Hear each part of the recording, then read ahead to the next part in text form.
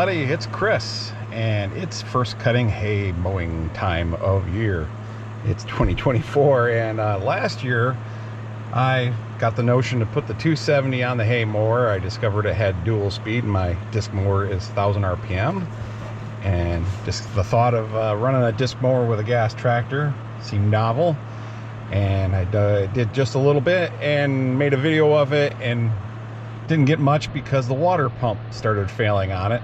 Didn't want to wreck anything, so switched back to a diesel tractor for that. But since then I have repaired the water pump.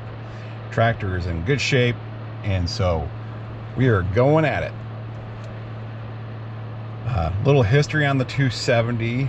Did not come from our family dealership. It actually, I bought it from my uncle, and he bought it from the nearby John Deere dealership who had it traded in. He told my grandpa he was looking for something about that size, and grandpa said he knew they had one over at Decamps, the John Deere dealer. And so my uncle ended up going over there and buying that tractor. Had a loader on it. They still have the loader. They moved that to their 285, and just got to where they weren't using this much anymore. And I always thought it was neat being a gas tractor. There's just not many. The 270 was the last gasoline powered tractor model to come out of the Charles City factory, and there weren't a whole lot of them. I believe it was in 1979 when they finally just discontinued the gas engine option because no one was buying it. It was definitely on its way out. And so I told my uncle if he ever got to where he wanted to sell that, let me know. They'd had some ignition trouble with it, with the original Holley distributor, which is not uncommon. And so I bought it not running, but knew it was in good shape, and got a new Mallory distributor for it. Got that in there, got everything tied up, and away she went.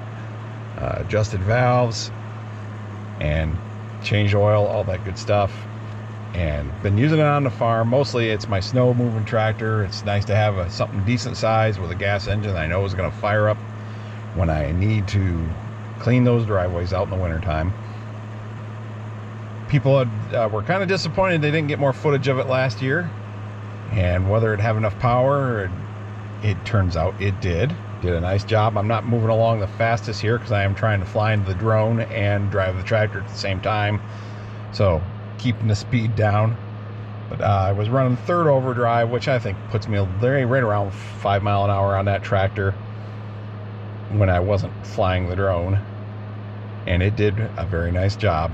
One of the advantages of running this 270 and it being gas is I did get some fresh gas to put in it, but I also siphoned out some of the old gas out of some of the other tractors I hadn't been used in a while. Some of it might qualify as beer or tea, just looking at the color of it, but it's a good way to get it used up, and it didn't seem to harm the tractor at all. Maybe blended with wreck gas helped, but it ran really good and helped get a lot of that old gas used up and out of the old tractors.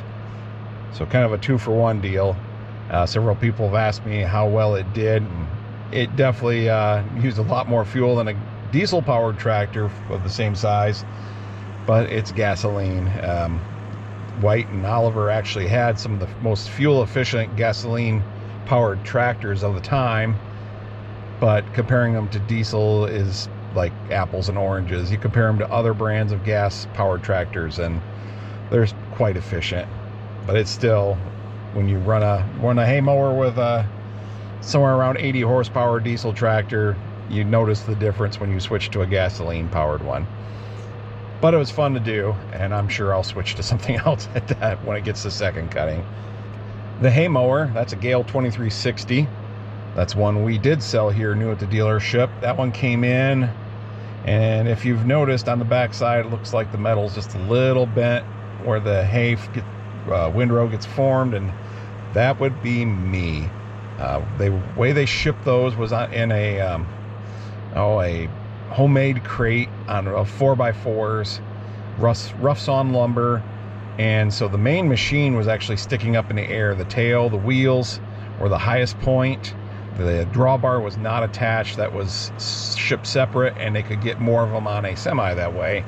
So once you got it off the semi, you would then hook up to it with your forklift or whatever, and according to the book, hook on to the rear wheels on each side with a spreader bar and tip it backward on its wooden frame and lower it down to the ground until the rear wheels were on, and then attach the drawbar. I did that, and there was steel wires that attached the wheels to the main frame to keep the hydraulic lift cylinders from extending, and those wires, it was fairly heavy wire, but it still snapped, and so it tipped back, rocked back quickly, and hit the mast of the forklift and dinged up the sheet metal there some. So I don't know if that was Dad's encouragement for us buying it for the farm. We had been using a 12-foot Hydra Swing Heston that had been totaled out by the insurance. Someone hit a tree stump with it, bent the hitch, bent part of the machine up. Insurance company totaled it out. We bought it from the insurance company and Dad did a little fixing on it, get it back to where it would work, and mowed hay with it for quite a while, and it actually ended up being a pretty decent machine, other than it mowed a little farther on one direction than the other because of its bent tongue. But we ended up buying this one, the 2360, demonstrated it a couple times, and it's been a good machine. A few little odds and ends, and it's still serving me good. Basically a 10-foot cut. It's about 10'6" overall. Of course, you run it right out to 10'6", you're going to miss a little bit here and there. But I am still running it, and it's been, well, I've had this machine for about 30 years now, just a little over, somewhere in there. Now that I've got a disc mower, it would be hard to go back to a sickle bar mower. You can just go through so much more with so much more speed. They do take more power, that's probably the biggest thing, but the 270 was up to the challenge. We've had some beautiful hay drying weather. It was actually a bit chilly this morning when I filmed this. You can see I'm wearing a flannel shirt, and I think we got down into the high 30s that night, so it was a little cool that morning, but it warmed up after that. Our humidity's been low, it's been sunny and very breezy, and it only took 2 days for this hay to dry out and get to where I could bale it. And I just mowed some other hay yesterday and was tedding it today, and other than some of the stuff on the bottom, I'd almost swear it would be dry enough today to bale. It's just, things have been drying out pretty fast with this low humidity, but it's been making some pretty nice hay. My hay fields are a mix of alfalfa and orchard grass. With our early spring this year, the orchard grass is a little past its prime, but I've just been kind of waiting between planting and the weather windows, just been waiting for the right time to mow it, and that is now. So I still think it's going to make good hay. That kind of gives the background on the equipment I'm using here. I'll